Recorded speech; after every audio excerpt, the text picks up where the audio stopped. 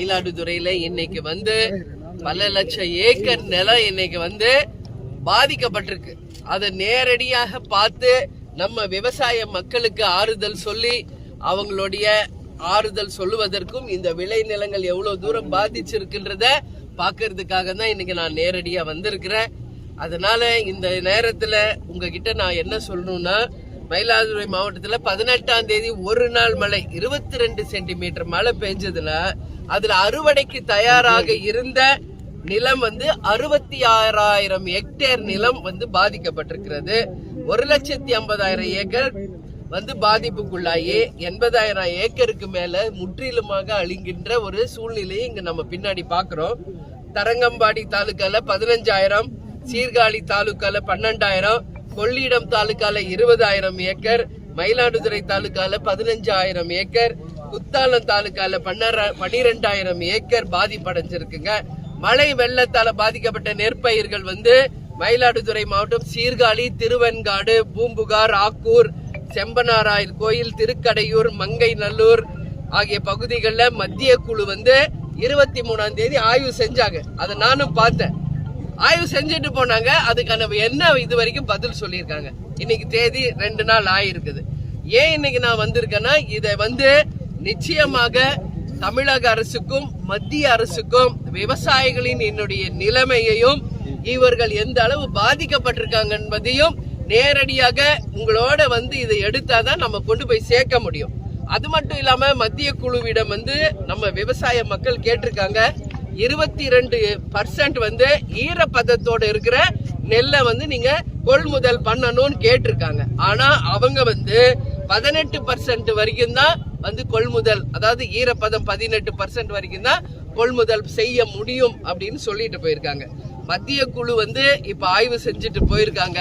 அவங்களுக்கு நான் என்ன சொல்றேன்னா, இங்க பாருங்க, நம்ம எல்லாரும் விவசாய குடும்பத்துல இருந்து தான் வந்திருக்கிறோம்.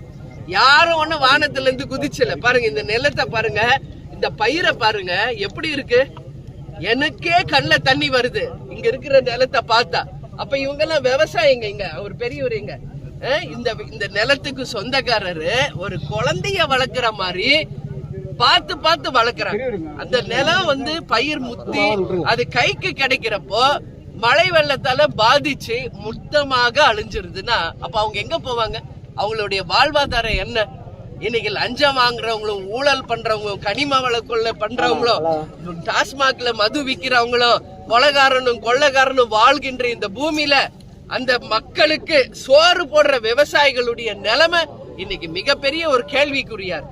விவசாயிகள் நம்ம சேத்துல கால் வச்சாதான் நம்ம எல்லாம் சோத்துல கை வைக்கவே முடியும். எல்லாருமே விவசாய குடும்பத்துல இருந்தா இன்னைக்கு பெரிய இடத்துல இருக்கோம். கேப்டனும் சரி, நானும் சரிங்க, விவசாய குடும்பத்துல பிறந்து வளர்ந்தவங்க. விவசாயிகளுடைய கஷ்டம் என்ன என்பது 100% எங்களுக்கு தெரியும். அதனாலதான் தலைவர் எப்பயுமே சொல்வார், ஒரு வாய்ப்பு கொடுங்க. என்னுடைய பணிகள் அத்தனையும் கிராமங்களிலும் விவசாய மக்கள்கிட்ட தான் ஒரு முதலமைச்சரா என்னுடைய ஆய்வோ பணியோ இருக்குன்னு எவ்வளவோ சொன்னார். ஆனா அப்ப மக்கள் புரிஞ்சுக்கல. இன்னைக்கு அவர் இல்ல, இப்ப புரிஞ்சுக்கிறாங்க. ஒரு விலை மதிப்பே இல்லாத ஒரு வைரத்தை இழந்துட்டோமே இன்னைக்கு மக்கள் ஃபீல் பண்றாங்க. இன்னைக்கு வரைக்கும் நீங்க கோயில்ல, கேப்டன் கோயில்ல தினந்தோறும் 3000 இருந்து 10,000 பேர் வந்து டெய்லி தரிசிக்கிறாங்க. அன்னதானம் நடக்குது. இன்னைக்கு வர அத்தனை பேர் கண்ணீர் விடுறாங்க. ஒரு நல்ல தலைவரை இழந்துட்டோம். மக்களுக்கு நான் கேட்டுக்கிறது ஒண்ணுதான், இந்த வாய்ப்பை பயன்படுத்திக்கங்க. இனி வரப்போற 2026ல இனி இந்த மாதிரி சேதங்கள் விவசாயிகளுக்கு இந்த பாதிப்பு இல்லாத வரைக்கும் ஒரு நல்ல அரசாங்கம் நடக்கணும். நம்ம முதலமைச்சர் எப்ப பார்த்தாலும் சொல்வார், நானும் டெல்டாக்காரன் தான் ஒரு வசனம் பேசிட்டு போயிடுறாரு. அவங்க எல்லாம் வரணும். இன்னைக்கு ஆட்சியில இருக்கிற ஒரு முதலமைச்சரோ அமைச்சர்களோ எம்எல்ஏவோ யாருமே இன்னைக்கு வரைக்கும் வந்து பார்க்கலன்னு விவசாயிகள் என்கிட்ட இப்ப சொல்றாங்க. ஏன் ஆட்சிக்கு வர்றதுக்கு முன்னாடி ஒரு நிலைப்பாடு, வந்த பிறகு ஒரு நிலைப்பாடா? யார் இதெல்லாம் செய்யணும்? ஆட்சியில இருக்கவங்க தான் வந்து செய்யணும். ஏன் இங்கெல்லாம் வந்து இந்த விளை நிலங்கள்லாம் எவ்வளவு பாதிச்சிருக்கு, விவசாயிகள் நிலை என்ன அப்படின்றதெல்லாம் ஏன் ஆய்வு செய்ய மாட்டேங்கிறாங்க? ஏன் அவங்களுக்கு உரிய நிவாரண நிதி தர மாட்டேங்கிறாங்க? இப்ப எல்லா விவசாயிகளோடு பேசிட்டு தான் நான் பிரஸ் மீட்டை அட்டென்ட் பண்றேன். அவங்க சொல்றாங்க தெளிவாக, இன்சூரன்ஸ் உடனடியாக பாதிக்கப்பட்ட விவசாயிகளுக்கு தர வேண்டும். ஒரு ஏக்கருக்கு 38,000 ரூபாய் செலவு பண்ணி தான் இந்த நெல் பயிரை அவங்க பயிரிடுறாங்க. குறைஞ்சபட்சம் ஒரு ஏக்கருக்கு ஒரு 30,000 பாதிக்கப்பட்ட விவசாயிகளுக்கு தர வேண்டும். அது மட்டும் இல்லாமல் இந்த பயிர் வந்து 22% ஈரப்பதத்தோடு இருக்கின்ற நெல்லை வந்து அரசாங்கம் கொள்முதல் செய்யணும். இப்படி தொடர்ந்து இப்பதான் பெங்சல் புயல் வந்து போச்சு, எல்லா நிலமும் பாதிச்சிருச்சு.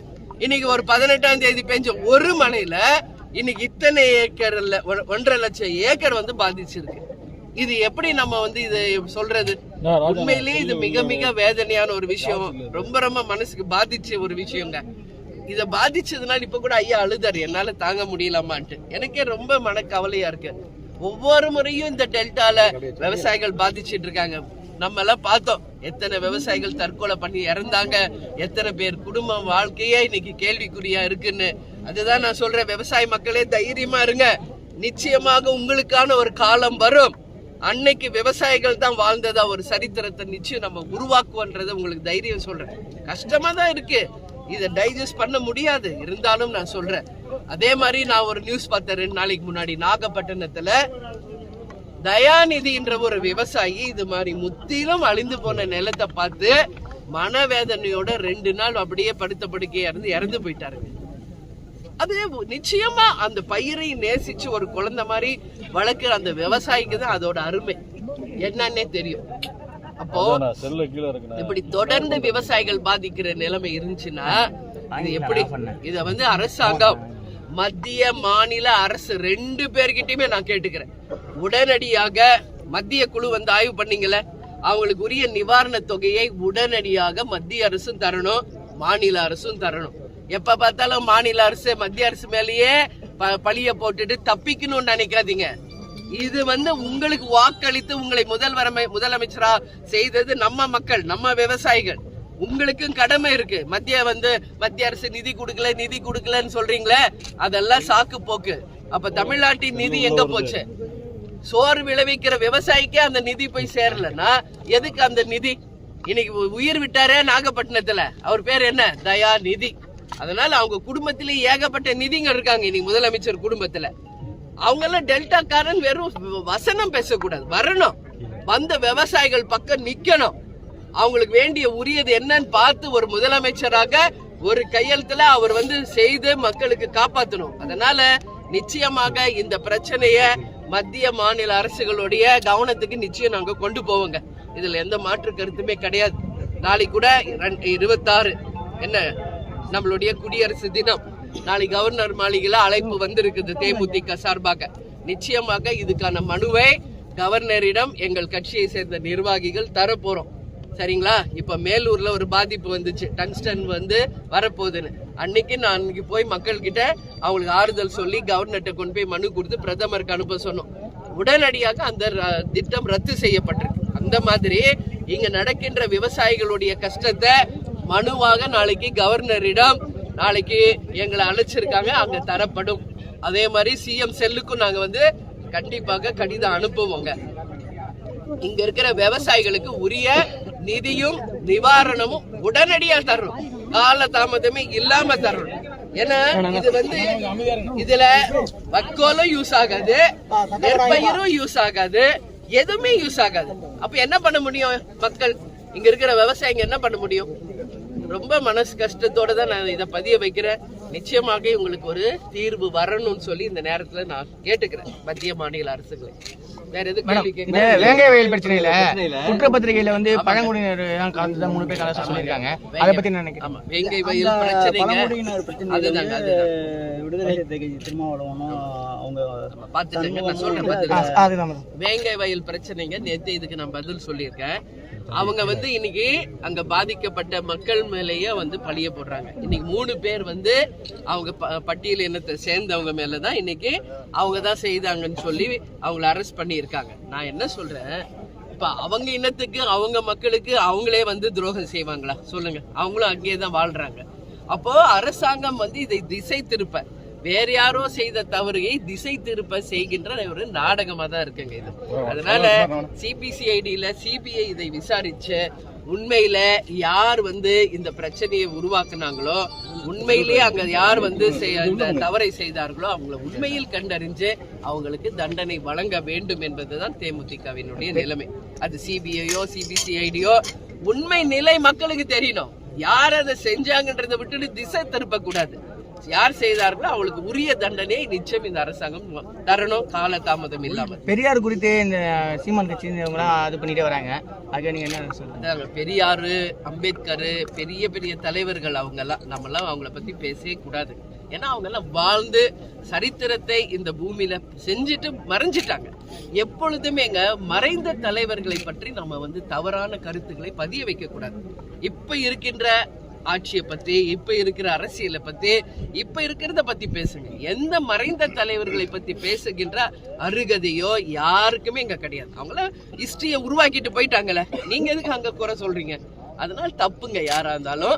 அதனால தேமுதிகவை பொறுத்த வரைக்கும் அனைத்து தலைவர்கள் மீது நாங்க மரியாதை வச்சிருக்கோம். அந்த மாதிரி தவறான பதிவுகள் போடுவது தவறான விஷயம். 2026 கூட்டணி அதான் ஏற்கனவே சொல்லிட்டேன், ஏற்கனவே ஒரே கூட்டணியில தான் இருக்கும். 26 நெருங்கும் பொழுது இன்னும் யார் யார் இந்த கூட்டணியில வர்றாங்க என்பது உங்களுக்கு தெரிவிப்போம். எப்படி பாக்குறீங்க? வந்திருக்காருங்க, வரணும், இந்த மாதிரி வரணுங்க, களத்துக்கு வரணும், மக்களை சந்திக்கணும், தேர்தல்கள் சந்திக்கணும், நிறைய சவால் இருக்கு. நாங்க 20 வருஷம் ஆயிடுச்சுங்க, அவர் இப்பதான் வந்திருக்காரு. வாழ்த்துக்கள், வந்து நிரூபிக்கணும்ன்றதுதான் என்னுடைய கோரிக்கை. சரிங்களா? அதே மாதிரி ஒரு அண்ணா யூனிவர்சிட்டியில ஞானசேகரன் ஒருத்தர் அவ்வளோ வந்து தப்பு பண்ணியிருக்காரு. அவரை வந்து நம்மளுடைய சபாநாயகர் என்ன சொல்றாரு, தம்பிங்கிறார். முதலமைச்சர் என்ன சொல்றாரு, திமுக அனுதாபிங்கிறார். அப்போ இது என்ன உதாரணம்னு புரியல. தப்பான ஒரு விஷயங்க நடக்குது. யாராக இருந்தாலும் தப்பு செஞ்சவங்களுக்கு தண்டனை தரணும், அதுல எந்த மாற்று கருத்து இல்லை. இது மாதிரி ஒரு முன்னுதாரணமா இருக்க வேண்டியவங்களே அவங்களுக்கு சப்போர்ட்டா பேசுறது வந்து தவறான ஒரு முன்னுதாரணமாக இருக்கு. மேடம், ஆளுநரோட தேநீர் விருந்துல வந்து விஜய் கலந்துக்க கூடாது சொல்லி துரை வைகோ வலியுறுத்துறாரு. அதை பத்தி உங்களுக்கு? அது அவர்கிட்ட போய் கேளுங்க, ஏன் சொல்றாருன்னு. நான் சொல்ல முடியாதுல்ல, துரை வைகோ சொல்றதுக்குள்ள நான் பதில் சொல்ல முடியுமா? அதனால அவங்க அழைப்பு கொடுக்குறாங்க, யார் விரும்புறாங்களோ அவங்க போய் கலந்துக்க போறாங்க. இன்னொருத்தர் சொல்றதுனால யாரும் போகாம இருக்க போறது இல்ல, இன்னொருத்தர் சொல்றதுனால யாரும் போக போறது இல்லை. அவங்க பர்சனல் டிசிஷன் தான். அதனால கொடுத்தவங்க விரும்புறவங்க போவாங்க.